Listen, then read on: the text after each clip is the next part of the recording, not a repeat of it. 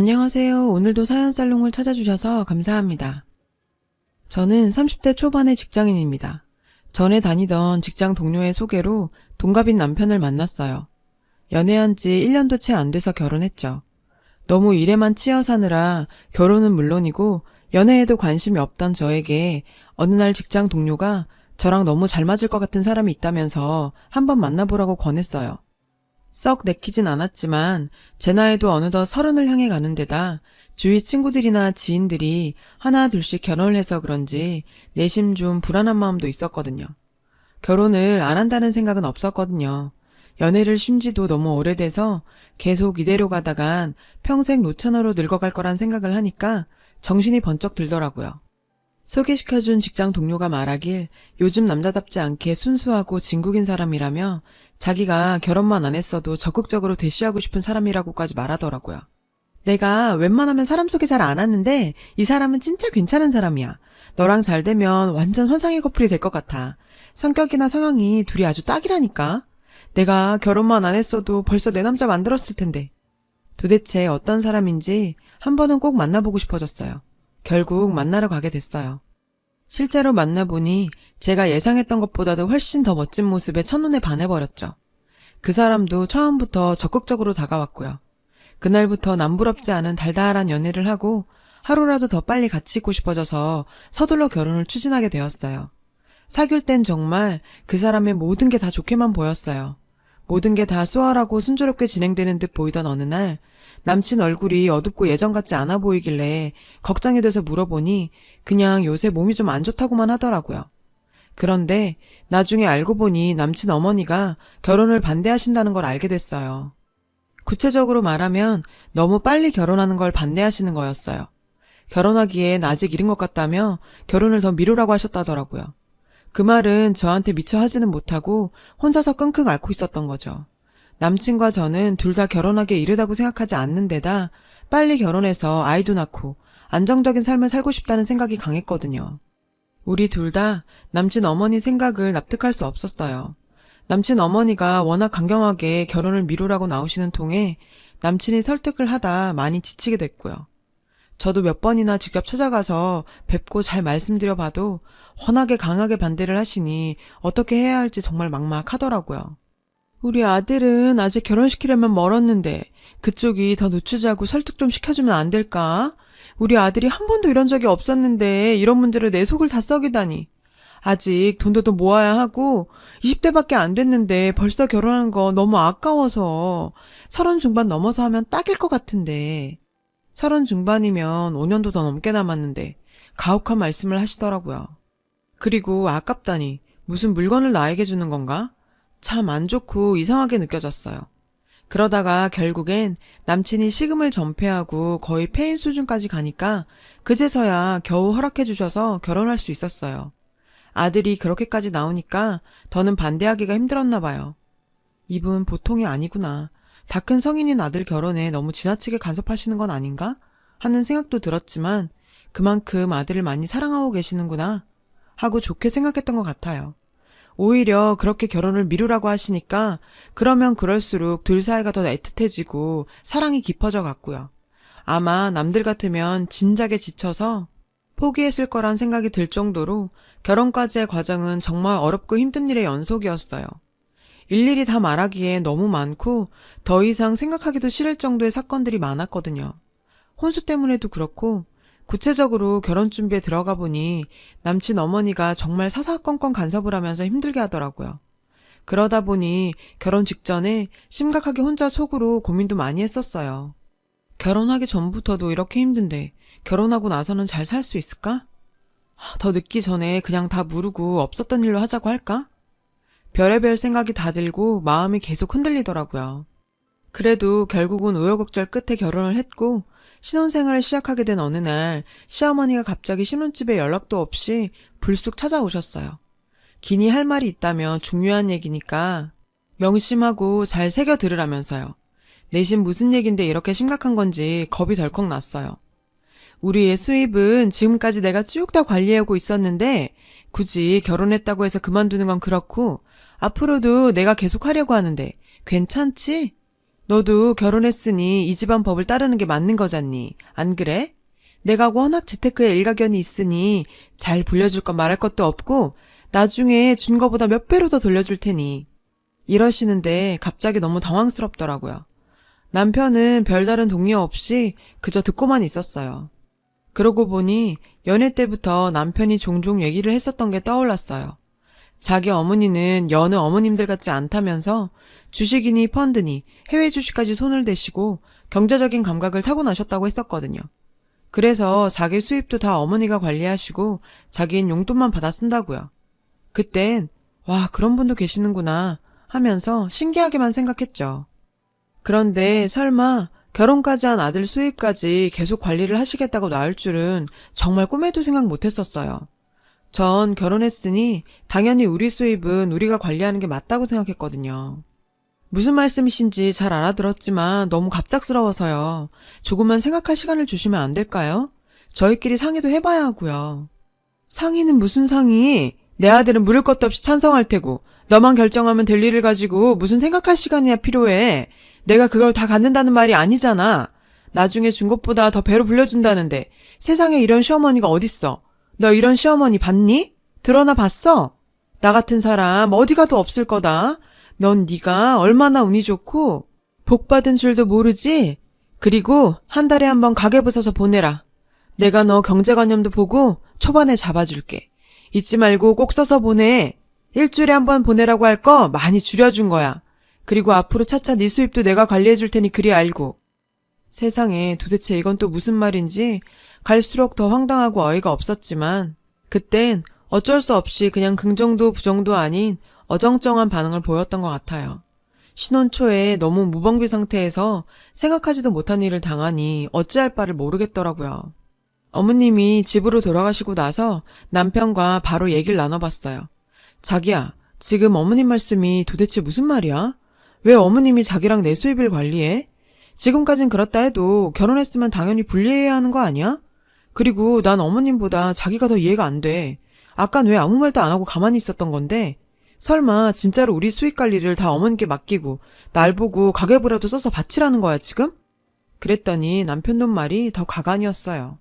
얼굴 표정 하나 안 바꾸고 담담하게 말하면서 난 우리 엄마한테 다 맡기는 게 좋다고 생각해. 우리 둘 다 아직 어리고 직장생활 하는 것도 바쁘고 벅차잖아?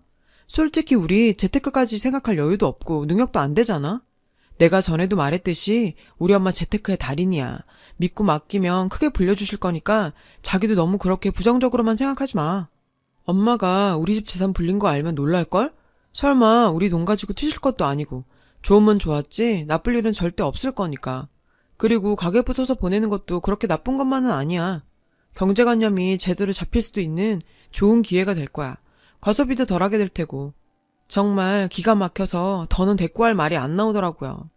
도대체 어머님이 얼마나 대단한 재테크의 달인이며 재산을 불려놓으셨는지 모르겠더라고요. 보여줄 증거도 없었고요. 알고 싶지도 않지만 하는 얘기를 듣자 하니 은근히 기분 나쁜 게 졸지에 제가 경제관념도 없고 과소비를 일삼는 사람이 된 것 같더라고요. 결혼 전에는 이런 일에 대해 이런 방구도 없더니 어쩜 내 의견은 묻지도 않고 이런 식으로 아무렇지도 않게 말할 수가 있는 건지 정말 내가 알던 그 사람이 맞나 처음으로 의문이 들고 회의감이 들기 시작했어요. 한편으론 이런 일로 신혼 초부터 감정 싸움도 하기 싫었고 생각할 시간이 필요해서 얼마 동안은 대면대면한 상태로 지냈어요. 다들 그렇겠지만 저도 결혼 전부터 갖고 있던 로망이 결혼하고 나서도 변하지 않고 연애할 때처럼 사는 거였거든요. 주위에 사귀다 금방 헤어지거나 이혼하는 커플들을 많이 봐왔기 때문에 저는 그러지 않기로 다짐했었고요. 그래서 웬만한 일에는 화내지 말고 내가 먼저 이해하고 참자고 생각했어요. 그래, 한 발 물러나면 될 일인 걸 뭐 싶었죠. 자연스럽게 남편 월급을 계속 시어머니가 관리하게 되었어요. 그런데 한 달에 한 번 가계부 적어보내는 일은 정말 곤욕이었어요. 가계부 보낼 때가 되면 제가 안 보낼까봐 미리 카톡으로, 전화로 남편을 통해서도 끊임없이 보내야 한다고 집요하게 연락을 해왔기 때문에 안 보낼 수가 없었거든요. 그리고 남편이 보내도 안 되고 꼭 제가 써서 보내라고 했어요. 정말 생각할수록 짜증이 나는 게 하나하나 제가 뭘 샀는지, 어디서 샀는지 10원 단위까지 구체적으로 써서 보내야지. 안 그러면 바로 전화가 와서는 꼬치꼬치 캐물었어요. 그러면서 잔소리를 늘어놓기 시작했는데 세상에 넌 어쩜 이렇게 돈 알기를 우습게 하니? 도대체 쓸데없는 지출이 왜 이리 많아? 널 제대로 가르치려면 몇십 년이 걸려도 모자라겠다.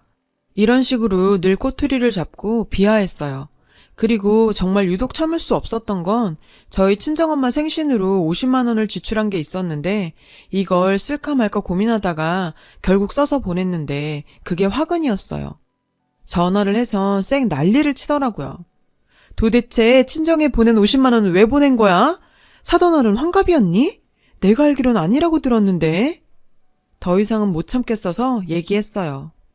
친정엄마 생신이신데 제가 바빠서 못 챙겨드릴 것 같아 그냥 현금으로 드렸어요. 아무리 시어머님이라셔도 제가 이런 것까지 말씀드려야 해요?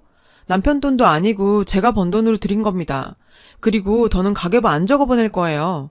라고 말하니 노발대발 화를 내면서 얘 말하는 것 좀 보게. 겨우 생일에 그 정도로 큰 돈을 보내? 10만 원을 보내도 충분히 큰 돈이야. 환갑이라도 되는 날엔 도대체 얼마를 보내려고 그래? 넌 왜 그렇게 돈에 대한 관념이 없니? 니네 친정에선 그렇게 가르쳤어? 너희 엄만 그 돈을 덥석 받으시던? 딸이 결혼을 했으면 시집식구 된 건데 전부터 짐작은 했지만 없어도 염치가 너무 없으시네. 그리고 네 돈이 어딨니? 결혼했으면 내 아들이랑 공동재산인 거고 내 아들 재산 관리하니까 네 돈도 결국 내 돈인 거지. 그리고 어디서 벌써부터 시애미 말을 우습게 알고 가계부를 안 써보내겠다는 말이 나와? 처음부터 알아봤지만 너 정말 안 되겠구나. 듣자 하니 살다 이런 근본 없는 신박한 개논리는 도대체 어디서 나온 건지 정말 소름이 돋끼치더라고요. 더 이상 저도 너무 질려버렸고 말도 통하지 않는 데다 진심으로 중증 환자 아닐까 하는 생각까지 들었어요. TV에서나 나올 법한 정상이 아닌 사람들처럼요. 시어머님 본인이랑 남편 눈만 모르고 있지만 누가 봐도 저처럼 생각할 것 같았죠. 이런 얘기를 더 이상 남편이랑도 나눠봤자 근본적인 해결도 안 되고 사회만 더 나빠지고 힘든 하루하루가 계속됐어요. 행복해야 할 신혼생활이 점점 지옥으로 변해가기 시작했고요. 남편과의 사이도 이 문제로 점점 더 나빠지기 시작했어요. 처음엔 남편도 제 편을 들어주는 척만 하더니 나중엔 팔이 안으로 굽는다고 자기 엄마 편만 들더라고요. 우리 엄마에 대해서 그렇게 나쁘게 말하지 마. 너도 아주 문제가 없는 건 아니잖아? 왜 자꾸 우리 엄마 말에 토를 달고 나쁘게만 생각해? 내가 장모님에 대해 너처럼 얘기하면 넌 기분 좋겠어? 아니잖아. 나 솔직히 기분 나빠. 라고 말하는데 진심으로 쌍욕하면서 발로 뻥 차버리고 싶은 생각이 간절했어요. 어디서 우리 엄마 얘기를 입에 올리는 건지. 우리 엄마 니네 엄마처럼 너 안 괴롭히거든. 자꾸 신경을 쓰고 스트레스를 받고 화를 참다 보니 어느 날 거울을 보니까 원형 탈모가 다 생겼더라고요. 우울증에 불면증에 몸과 마음이 이만저만 망가진 게 아니었어요. 더 이상 이대로는 안 되겠어서 오랜만에 백화점으로 기분 전환 겸 둘이 같이 쇼핑을 다녀왔어요.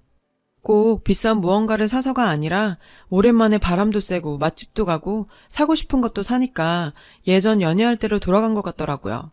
카페에서 커피 마시면서 이런저런 얘기를 하니까 그간 쌓인 것도 좀 풀리고 안 좋던 사이가 조금은 회복된 것 같았어요. 그런데 이게 웬일일까요? 기분 좋게 돌아왔는데 집이 난장판이 되어 있었어요. 시어머니가 빈집에 들어와 살림을 다 뒤지고 있더라고요. 쓰레기통까지 뒤져서 끝까지 안 짜버린 치약이며 샴푸 같은 세제통을 꺼내놓았고 제 옷장 안까지 다 뒤졌더라고요. 그걸 보고 있자니 저도 이성을 상실하고 지금 뭐 하는 거냐고 소리칠 수밖에 없었어요. 남편도 옆에서 같이 놀란 눈치였지만 말리진 않고 그냥 보고 서 있기만 했어요. 이 나쁜 년, 어디서 저딴 게 들어와서 내 아들을 망쳐놔? 살림이 이게 다 뭐야? 그리고 왜 연락은 안 받고 가계부는 왜 안 써보내? 내가 니네 친정집 찾아가서 따지려던 거 겨우 참고 이리를 왔는데 이 지경일 줄은 몰랐네. 우리 아들이 사기 결혼을 해도 단단히 했어. 이건 고속감이야. 하더니 제가 들고 있던 쇼핑백을 확 채가더라고요. 그러면서 제가 사온 물건들을 하나 둘씩 꺼내놓더니 이렇게 비싼 걸 겁도 없이 턱턱 잘도 사왔네. 세상에 이게 다 얼마짜리야? 백화점에서 산 걸 보니 한두 푼 쓴 게 아닐 텐데 이딴 게 다 뭐가 필요하다고 이렇게 사치를 부려. 이게 다 내 아들 돈으로 내 허락도 없이 함부로 막 사들인 거잖아. 당장 돈 내놔. 하면서 제가 사온 니트를 구기면서 찢으려고 하고 그게 안 되니 구두는 던져버리고 난리를 피우기 시작했어요. 남편이란 놈은 말리기는커녕 이젠 아예 멀찍이 떨어져서 강 건너 불구경하듯 앉아만 있었죠. 하루 이틀 보는 광경이 아닌 듯 보이더라고요. 제가 시어머니 팔을 붙잡고 처음엔 좋게 얘기했어요. 이제 그만하세요. 여긴 저희 집이기도 하니까 더 이상 낭동 그만 부리세요 하니까 뭐라고 이게? 어디서? 하면서 제 머리채를 잡았는데 그걸로는 분이 안 풀렸는지 제 팔을 물었어요. 갑작스런 상황에 놀라서 시어머니 얼굴을 잡아 때렸는데 남편 놈이 그제야 달려오더니 자기 엄마를 떼어놓더라고요. 그래서 남편한테도 따졌어요. 자기도 문제가 있어. 어머님 이 정도면 심각한 병인 거야. 진작에 병원에 모시고 갔었어야지. 그리고 왜 늘 그렇게 반감만 하고 있는 건데? 하니까 시어머니가 자기 아들 욕했다고 또 달려들었어요. 단단히 작정을 하고 이성을 잃고 덤비는데 웬만큼 해선 감당이 안 되겠더라고요. 시어머니를 침대 쪽으로 밀쳐서 눕혔어요. 그랬더니 이젠 남편놈이 달려들어서 저한테 덤비는 거예요. 어디서 우리 엄마한테 손을 대냐면서 저를 밀더라고요. 니네 엄마가 먼저 손댄 거거든? 정당방위 몰라? 저도 지지 않고 일어서서 남편이 시어머니 옆으로 밀어버렸죠. 정말 꼴사납게 꼬꾸라지는데 저도 어디서 그런 힘이 나왔는지 모르겠어요. 남편놈이 저렇게나 약했나 싶었고요. 운동이라곤 숨쉬기 운동밖에 해본 적 없는 저질 체력이라 그랬던 건지 생각 같아선 더 심하게 공격하고 싶었지만 시어머니가 벌떡 일어나서는 긴 말 필요 없고 네가 가지고 온 거 싹 가지고 썩 꺼져 이러더라고요. 여기 공동명의라 내 집이기도 하거든요. 그쪽이나 저 물건 가지고 썩 꺼져요. 라면서 남편을 가리키면서 얘기했죠. 이젠 저 인간들이랑 끝을 보고 싶더라고요. 옥신각신 계속 난리를 피우게 돼서 결국엔 제 친오빠랑 남동생까지 달려오게 됐어요. 시끄럽다며 주민들이 경찰에 신고해서 경찰차 출동해 동네 창피하게 한바탕 대환장 파티가 벌어졌어요. 이후엔 살다가 웬만하면 경험 안 했으면 좋았을 별별 일들을 다 겪고 견뎌가면서 겨우겨우 이혼할 수 있었어요. 지금에야 이렇게 담담하게 얘기하지만 정말 제 인생에서 지울 수만 있다면 다 지워버리고 싶고 다시는 생각하기도 싫은 날들이었답니다. 이혼하고 정신을 차리고 보니 평범하고 자유롭던 일상들이 이렇게 소중했던 걸 처음 깨달았어요. 그 인간들은 제가 없으니 더 가관이더라고요. 밖에서 사 먹은 음식 못 믿고 돈 많이 든다며 시모가 회사로 매일 아들 도시락을 싸다 준대요. 그놈은 여전히 용돈 땄으면서 자기가 하고 싶은 일도 못하고 찌질하게 살고 있고요. 연봉이 6천만 원도 넘는 놈이 정말 바보가 따로 없네요. 어느 날은 제 지인을 통해서 떠보는 연락을 받게 됐어요. 이제 자기가 잘못한 거 다 알고 충분히 반성하고 있으니 다시 시작하면 어떻겠냐고요. 제가 허락만 해준다면 그땐 정말 잘하겠다고 전화했대요. 날이 갈수록 제가 진정한 사랑이었고 자기는 저 없이는 못 사는 사람이란 걸 깨달았다나요. 또 그 여자는 아들이 지난번처럼 식음을 전폐하고 폐인처럼 사는 걸 보곤 아들 잡는다며 걱정을 하다 밥도 못 먹고 깡 말라서는 이젠 아예 쌍으로 들어 누워서 앓는다네요. 또 자기 엄마도 충분히 반성하고 있고 다시 돌아오면 가계부는 안 써보내도 된다고도 했대요. 하도 어이가 없어서 웃음이 다 나왔어요. 이것들이 장난하는 것도 아니고 쌍으로 제정신이 아닌 거였어요. 전 왜 그런 놈인 걸 모르고 단단히 콩깍지가 씌었던 걸까요? 어이가 없어서 아무 대꾸도 안 했어요. 그러던지 말던지요. 트라우마가 커서인지 아직까지 평생 결혼 생각은커녕 누군가를 만나는 것도 조심스럽고 무서운 일이 돼버렸지만 살다 보면 다 극복할 날이 올 거라 믿으려고요. 앞으로 꿋꿋하게 제 인생 살아보려고 합니다. 잘할 수 있겠죠? 여러분의 인생 꽃길만 걸으시길 바래요. 여러분, 사연 댓글에 응원과 현명한 조언 부탁드려요. 좋아요와 구독은 저에게 큰 힘이 됩니다. 오늘도 좋은 일 가득하세요.